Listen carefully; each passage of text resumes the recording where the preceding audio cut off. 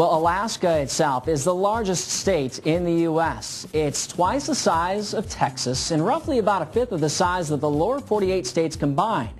It's actually made up of 39 mountain ranges, including the Brooks Range to the north and the Alaska Range to the south, just to name a couple.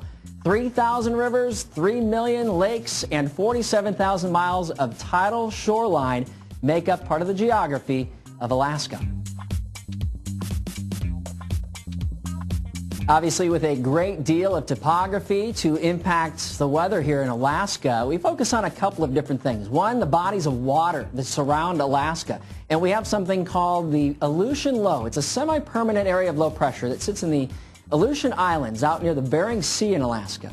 Areas of low pressure will actually move out of that region toward the Gulf of Alaska, pull up toward the state, and as that moisture out of the Gulf of Alaska is pushed up those mountains, it's squeezed out. So on the south side of the mountain ranges like the Alaska Range, it's actually the highest precip, and that runs just south of Anchorage. You get into the north sides of those mountains, and you get into the drier sides of the mountains. But obviously with so many different peaks and valleys, and so many different elevations, your precip is going to vary greatly across the state. Well, because we have such wide topography and terrain across Alaska, we have something called microclimates, many little climates that develop, and there are so many of them across the state because it is such a large state. A couple of different examples, including the southeastern portions of the state where we have actually mild and wet conditions. This is a maritime type of climate.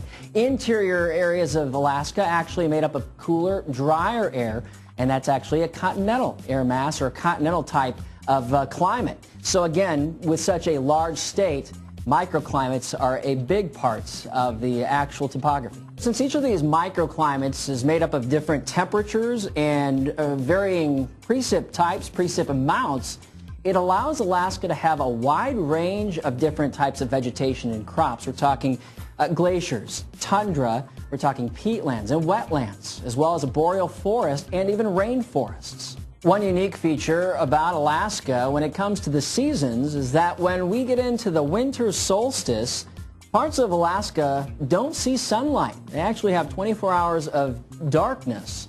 And then you flip that around, and in the summer months, when we have the summer solstice, some areas actually have 24 hours of daylight. And that increased daylight actually warms things up a bit, but the daylight itself can also help crops and vegetation grow to tremendous sizes.